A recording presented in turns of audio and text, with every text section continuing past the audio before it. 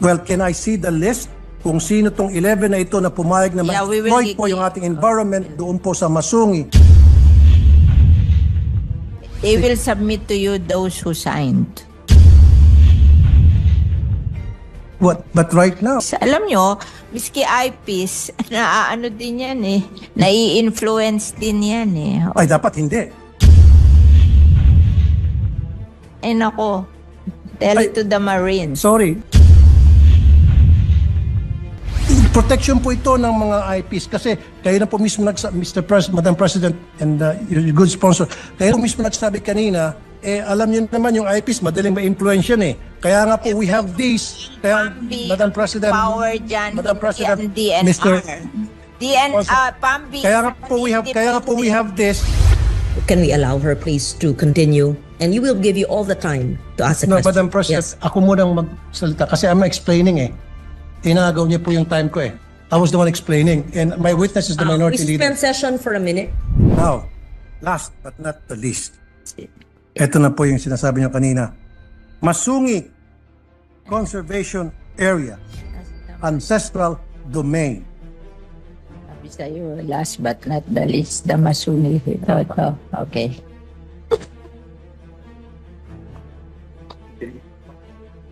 Bakit po pinayagan ang isang wind farm na magtayo doon po sa Masungi Conservation Area na meron pong ancestral domain issue? Talaga pong there's something wrong with the contract with Masungi. Kasi hindi ho pwede yung perpetual. No, I'm not sorry. Let me interrupt. Para hindi na masayang oras natin. I'm not talking about Masungi Foundation. I'm not talking. Mamaya na po natin pag-usapan yun later. What I'm talking is just the Masungi Conservation Area. Not the foundation. So, despite the fact na ito po ay declared as ancestral domain at meron pong nagkiklaim ng mga IPs at under proclamation number 1636, it was declared as a sanctuary, wildlife sanctuary and game preserve at hindi po dapat pwedeng panghimasukan ng anumang commercial activities, explorations, exploitations, etc. Dahil marami po mga ibon dyan at mga halaman na endemic po sa Pilipinas. In 2020, a proposal to measure the potential of wind energy was given to us by the family as a simple license. Yes, measure them.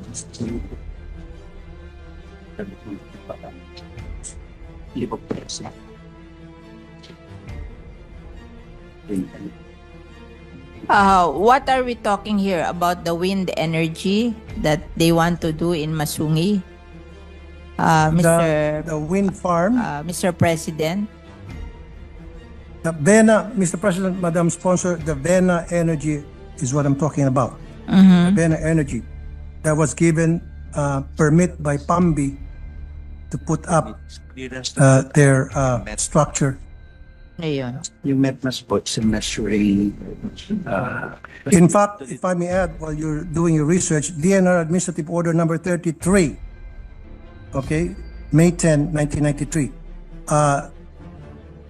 Masungi Rock and its vicinity specifically bounded by longitudes 121 degrees, 17 degrees to 121 degrees, 21 east, west, anyway, etc. It says here, declared a strict nature reserve and wildlife sanctuary in accordance with the provision of RA 7586, otherwise known as National Integrated Protected Area System Act of 1992. At wala pa pong bagong DAO or Department or DNR Administrative Order or na magsusupersede nito.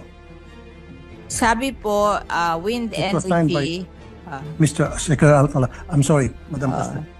Mr. President, sabi po, yung wind energy is allowed because it's Multiple use. renewable energy. But wala pa daw permit yan. Parang mag-i-study pa lang kung ano yung potential ng wind energy. Yun lang ang ibinigay nila. They cannot operate yet. Parang yung PAMBI, ang ibinigay lang is a study of the potential of the wind energy in Masungi. No, it shouldn't. It shouldn't be. dapat in the first place wala pong gagawing study doon kasi naghukay na po eh. Marami na pong structure doon. And I have pictures to show. What are the pictures? Ang sabi po nila, yung PAMBI, binigay lang is to determine the wind energy. May conflict po eh. Ewan lang natin kung yung binigyan ng permit to measure the potential of wind energy, kung disobey nila na nagawa na sila doon. Pero it is based on a study lang. Madam President, meron na po mga struktura doon. Nag-umpisa na sila na maglalagay ng Part ba yun ng wind Masungi? farm doon. Yung nilagay daw po doon, hindi part ng Masungi, sa Pililya daw yon. It's not part of the legislated protected area. Yung Yes. pinaglagyan ng mga improvements na yon. It's beyond the legislated protected I'll area. help you, Madam Sponsor. What happened was, ginamit ng PAMBI yung Section 25 ng Republic Act 11038, INIPAS 2018 as amended. What does it say doon po sa Section 25? Special uses with protected areas. Assumption niya. So nagkaroon po, because of PAMBI, binigyan po yung PAMBI sa batas na ito, nagkaroon ng amendment na para ideklara kahit isang protected area na into multi-use. And this has to be amended. Kasi it runs contrary to the spirit of the law protecting. They want Our to environment. study and investigate what happened because of your contention. Can you give us yung study nyo para a copy lang of the study so they can investigate kung there was a violation of the law?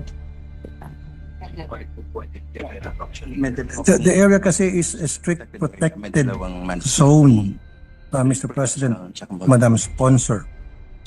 And having said that, DNR should know better na if it's a strictly protected zone, hindi dapat nila panghimasukan yan.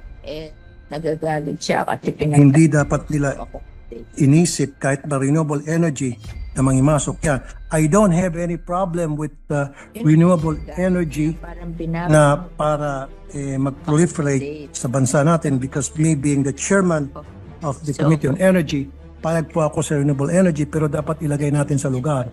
Huwag po doon sa mga protected area, especially po na meron pong mga ancestral domain issue na dahil misplaced po yung mga IPs natin na walang mga boses at walang mga kalaban-laban, pinapalayas doon sa kanilang ancestral domain dahil sa ngalan ng development aka salapi.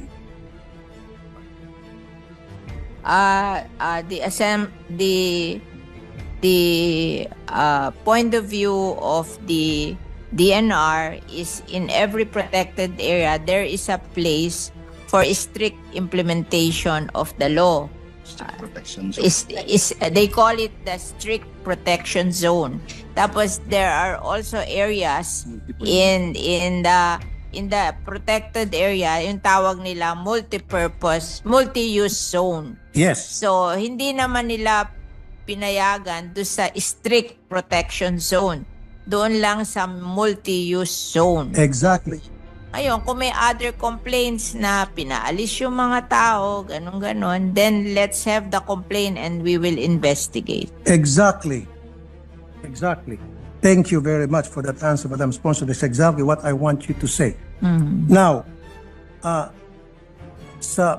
ang nangyari kasi, nagkaroon po ng multi-use zone, classify po ng DNR using Section 25 of the INIPAS law as amended 2018 from Republic Act 7586 of the NIPAS Act of 1992. Now, yan po, hindi ko na pwedeng contest yan dahil batas po yan. Okay? I will not contest. However, nakasaad dito, para ang PAMBI ay payagan na mag-classify na multi-use sa isang strictly protected area, kailangan, ito na po yung minention nyo kanina, Madam Sponsor, members of the PAMBI board, which consists of DNR Regional Director, Governor, Senator of the Republic of the Philippines who is duly registered resident of the province,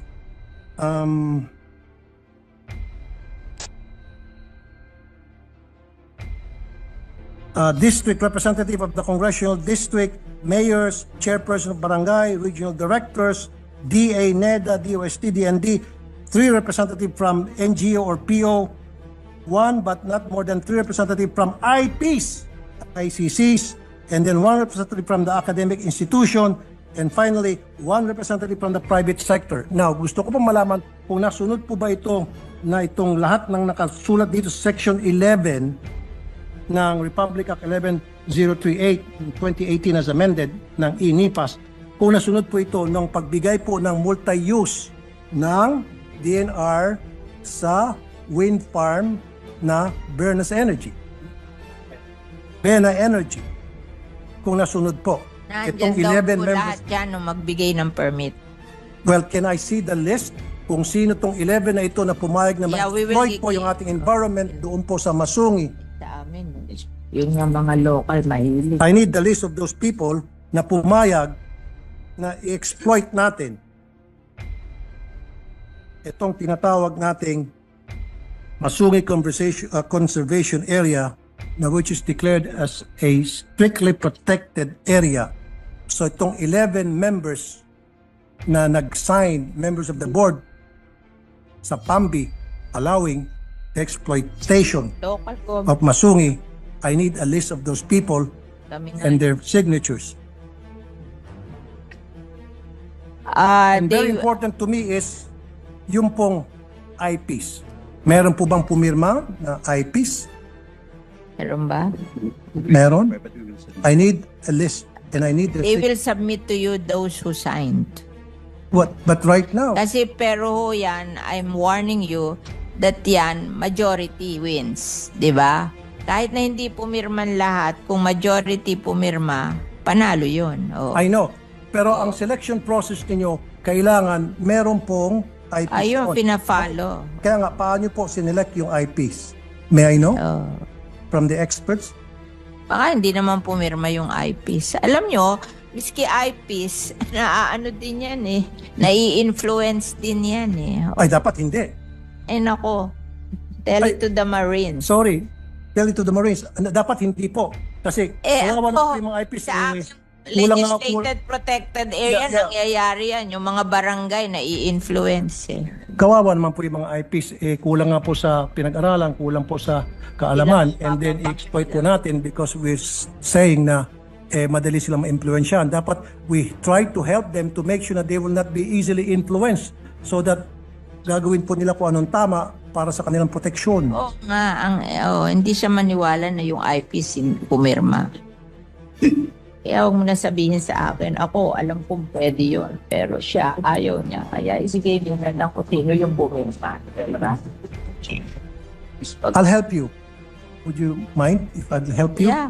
You're very welcome, Mr. Okay. President. Kasi bago po mapili ang isa o dalawa o tatlong IPs na sumama po sa PAMBI sa selection process.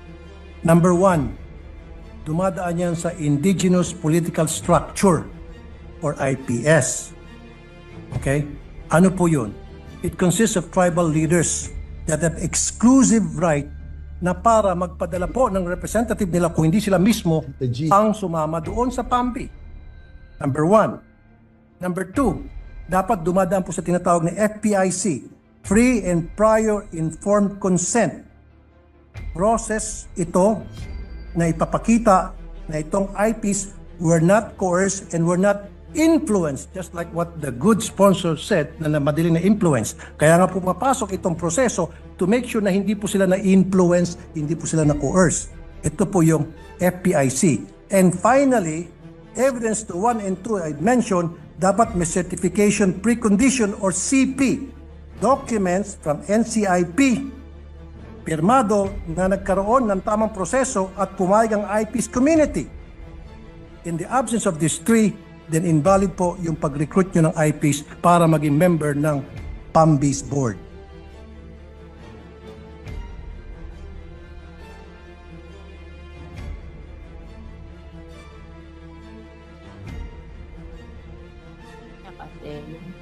influence. If ano naman niya, precondition na yun. Na kailangan yung pinayag. Yes, diba? Ipakita mo na lang mga papeles para pa-convince siya. Kasi hindi natin yun yung free condition notion na siya diba? Mr. President, we will just submit all the papers available to the DNR about the action of the PAMB.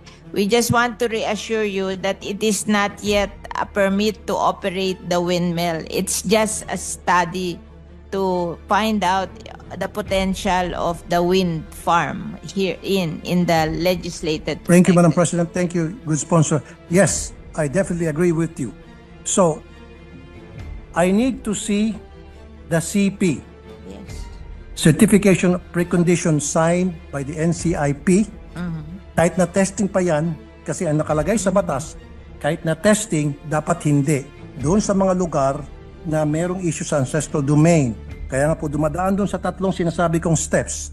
Without those, then invalid po yung mga nakapirmang IPs doon.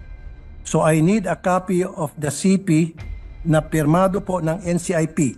Because kanina lang po, tumawag ako sa NCIP, wala po silang pinipirmahan na CP allowing the exploration, the testing of anything whatsoever commercial doon po sa Masungi Conservation Area. Now, if you cannot show me CP, again, I will defer the budget of the DNR in favor of the IPs. Can we defer? Do we have time to i-defer?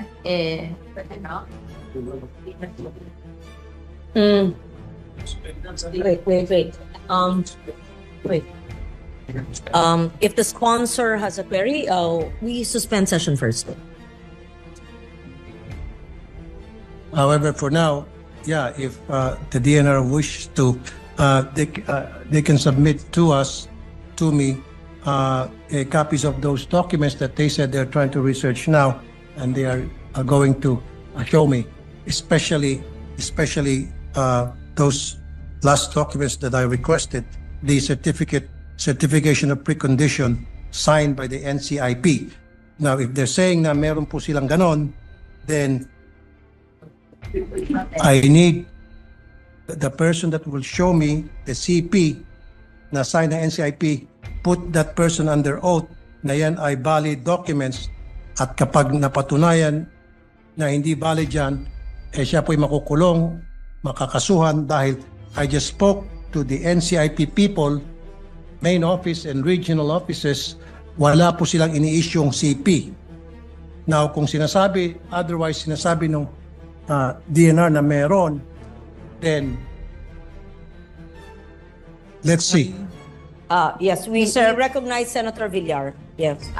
They were the DNR was saying that what the IP signed is to make the study.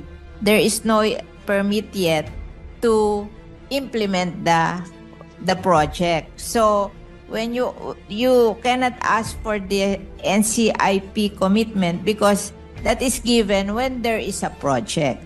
But ito parang permit lang to study the project. So ang pumirma lang yung IPs, yung IP representative. Kaya nga po, para makapagpirma ang isang IP representative, dumaan po dapat doon sa tatlong process na minention ko po. Number one, dapat may tinatawag na indigenous political structure. Tribal leaders po ang mag-assign, mag-designate kung sino ang allowed na mag-represent doon sa tribal group nila. Number two, meron po yung tinatawag na free and prior informed consent to make sure po na ito po yung process ng NCIP to make sure na itong IPs were not influenced and were not coerced. And then finally, dapat po meron pong evidence of 1 and 2 that really happened. Certification of precondition, ito po isang documentation from NCIP to make sure, to ensure na nagkaroon po ng tamang proseso, and this should be signed, na pumayag po yung IPs, and this document should be signed by the NCIP committee. Now, sabi niyo po, ang ginagawa ay testing pa lamang. Even though testing pa lamang, dapat po merong paalam sa mga IPs kahit testing pa lamang po yan. Mr. President, it is not the power of the DNR to appoint the IPs or to see to it that the right IPs are represented in the PAMBI. It's the PAMBI who will decide if they will accept the representation of the IPs. So, hindi po natin marirequire ang DNR doon kasi may right ang PAMBI to choose kung sino ang magiging member ng PAMBIS. It's according to the law. Madam President and the good sponsor, yes, kasi once na ginamit niyo po yung IPs, meron pong batas ang IPs sa pamagitan ng tribal group nila. You cannot just go to the IPs and approach them and say, hey, you, I want you to be... No. Kailangan po may proseso So, talaga. ang sinasabi ng This is the law. DNR, hindi sila magpo-provide ng information na yon, kundi yung PAMBI.